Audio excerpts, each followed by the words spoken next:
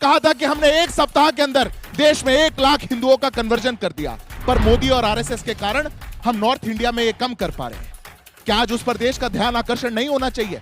मुझे लगता है कि देश के हर नागरिक को एक स्वर में आकर के धर्मांतरण के खिलाफ अपनी बात को रखना चाहिए। पूछना चाहता हूं कि अगर हमारे यहाँ धर्मांतरण हो रहा है तो वो आंकड़े तो दीजिए, या बाजीगरी करेंगे। यहाँ जैसा भी बाजीगर लिखी आ रहा था, तो बाजीगरी तो बहुत सारे लोग करते हैं, लेकिन आंकड़ों की बाजीगरी में भी आप फेल हो रहे हैं।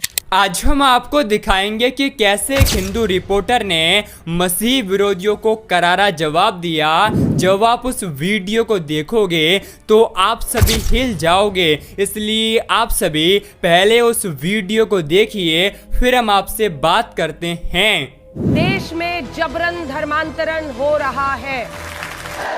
दोस्तों, इस देश के अंदर हमारा संविधान हमको यह अधिकार देता है कि हम जिस धर्म को चाहें उसको फॉलो कर सकते हैं, पर वही संविधान हमको यह सुरक्षा भी देता है कि कोई किसी प्रकार से किसी को जबरन उसका धर्मांतरण ना कर सके, या किसी प्रकार से कभी पैसों का लालच देके, कभी उसको उठा करके, कभी डर दिखा करके उसको अपने धर्म में कन्वर्ट ना करे।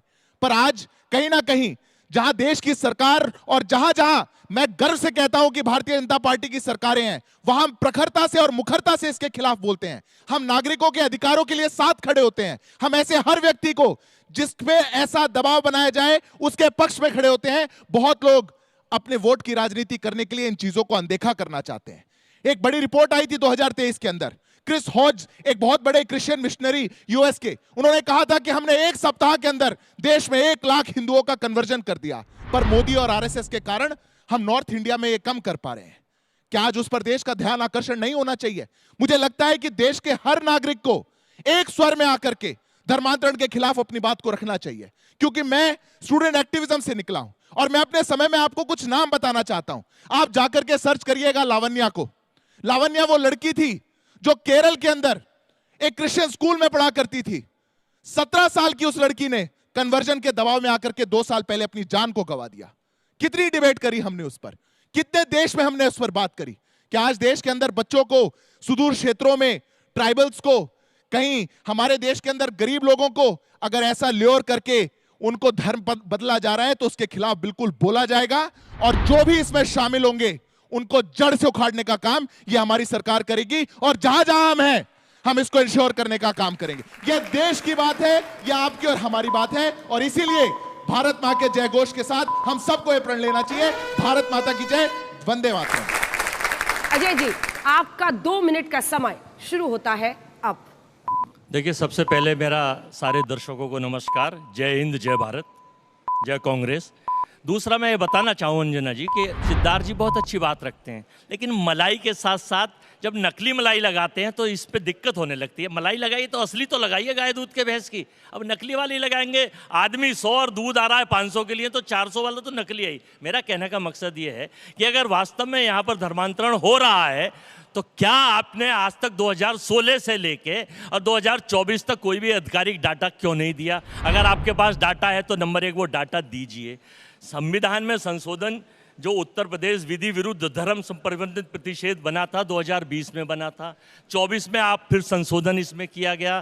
देश में सरकार आपकी, प्रदेश में सरकार आपकी, और बहुत सारी स्टेटों में सरकार आपकी, लेकिन उदाहरण और आंकड़े केवल आप उस जगह देते हैं जहां जिनका कोई मतलब नहीं है। मैं ये पूछना चाहता हूं कि अगर हमारे यहाँ धर्मांतरण हो रहा है तो वो आंकड़े तो दीजिए, या बाजीगरी करेंगे। यहाँ जैसा भी बाजीगर लिखी आ रहा था, तो बाजीगरी तो बहुत सारे लोग करते हैं, लेकिन आंकड़ों की बाजीगरी में भी आप फेल हो रहे हैं। तो वो हमें चाहिए, और वही देश के लोग पूछते हैं। वो लाल वाले भी पूछेंगे, नीले भी पूछेंगे, सफेद भी पूछेंगे, हम भी पूछेंगे और जज साहब भी पूछेंगे, लेकिन हम वहाँ नहीं देंगे, घुमा देंगे।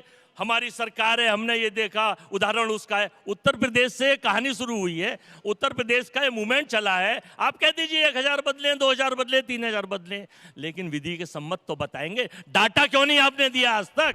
2016 से लेकर कोई भी डाटा 25 तक आज तक नहीं दिया। इसके लिए डबल इंजन सरकार और आपकी सरकार जिम्मेदार है। इसका मतलब दिखता कुछ और है और आप दिखाने कुछ और चाहते हैं। यानी हाथी के दांत खाने के कुछ और हैं और दिखाने के कुछ और हैं। तो ये मत करिए। ये भारत है, ये हिंदुस्तान बाबा साहब के संविधान से चलता है। ये गॉडसे के संविधान से नहीं चलेगा और ना ही इसमें परिवर्तन होगा। हाँ, कुछ समय जैसा कि आपने वीडियो में देखा कैसे हिंदू रिपोर्टर ने मसीह विरोधियों को करारा जवाब दिया।